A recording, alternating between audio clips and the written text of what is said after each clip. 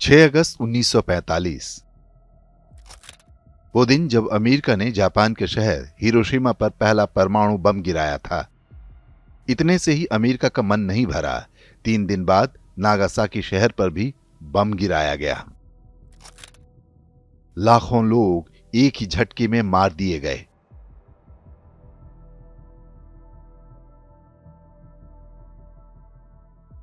उससे भी कई गुना अधिक लोग इस बम से पैदा विकिरण के कारण मारे जाते रहे हैं। ये बर्बर हमला 76 वर्ष पहले हुआ था, लेकिन इसका सही संदर्भ आज तक विश्व के आगे नहीं आने दिया गया।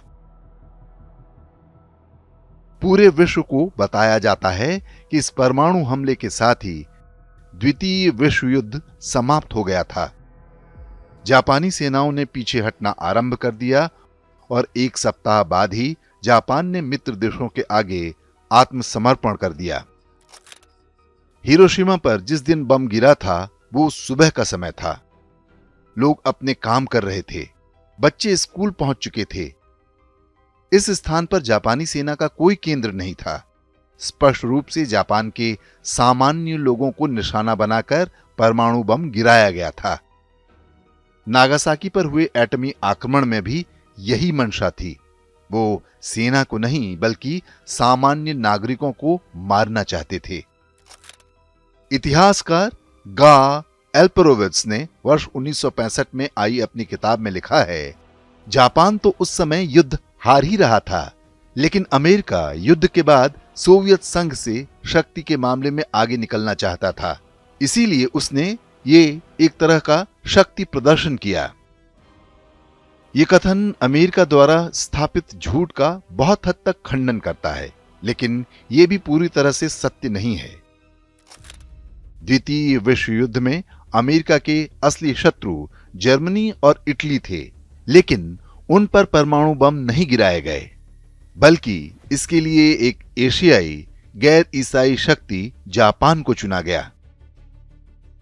परमाणु बम से पहले अमेरिका ने जापान में कई दिन तक नेपॉम बम गिराए थे, जिससे वो पहले ही बुरी तरह से बर्बाद हो चुका था। नेपॉम बम अमेरिका की हार्वर्ड यूनिवर्सिटी में विकसित किए गए थे।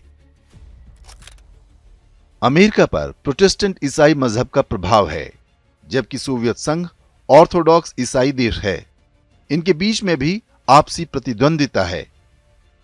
लेकिन जापान पर एटम बम गिराने के पीछे जो मानसिकता काम कर रही थी, वो घृणा के पैमाने पर इससे भी एक कदम आगे की बात है।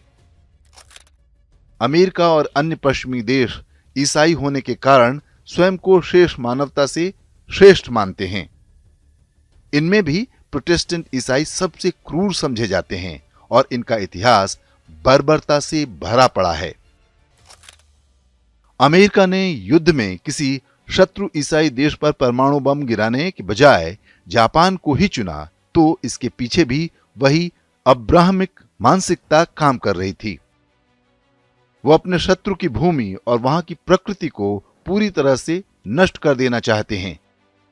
ऐसी ईसाई बर्बरता का जापान एकमात्र उदाहरण नहीं है। वियतनाम युद्ध में भी अमेरिकी सेना ने जमकर नेपॉम बम गिराए थे। इनके अतिरिक्त ऐसे ढेरों हथियार प्रयोग किए गए थे, जिससे वियतनाम के पर्यावरण को क्षति पहुंचे। रासायनिक हथियारों के प्रयोग से वहां की बड़ी भूमि को बंजर बना दिया गया। अमेरिकी कंपनियां भारत जैसे विकासशील देशों में भी प्रदूषणकारी उद्योग लगाकर पर्यावरण को नुकसान पहुंचाती रही हैं। भोपाल गैस कांड भी ऐसी ही एक घटना थी, जिसमें अमेरिकी कंपनी की आपराधिक लापरवाही ने हजारों लोगों की जान ली थी। ईसाइयों की पुस्तक बाइबल के जेनेसिस के अनुसार गॉड ने जब धरती पर सृष्टि की रचना की, तो मनुष्य को प्रकृति का स्वामी बनाया। यहां मनुष्य से अर्थ उन्हीं से है जो ईसाई गॉड को मानते हैं। स्वयं को प्रकृति का स्वामी मानने वाली यही मानसिकता है कि वे शत्रु की भूमि पर प्रकृति को क्षति पहुंचाने से पहले एक बार भी नहीं सोचते। अमेरिका या अन्य पश्चिमी ईसाई देश कभी भी जापान और भारत जैसे गैर अब्राहमिक देशों के मित्र नहीं हो सकते।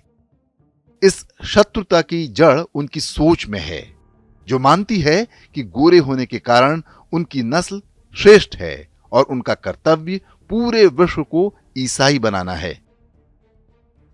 परमाणु बम गिराकर जापान के अस्तित्व को मिटाने का अमेरिकी प्रयास उसी मजहबी मानसिकता का सबसे बड़ा उदाहरण है।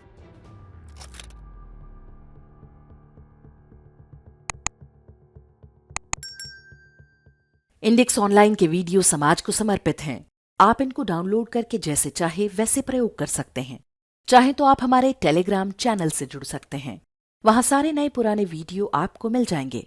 हमारे सोशल मीडिया लिंक हर वीडियो के डिस्क्रिप्शन में होते हैं। हमारा एकमात्र उद्देश्य हिंदू समाज को जागृत और एकजुट करना है। इसमें सहभागी बने। धन्यवाद।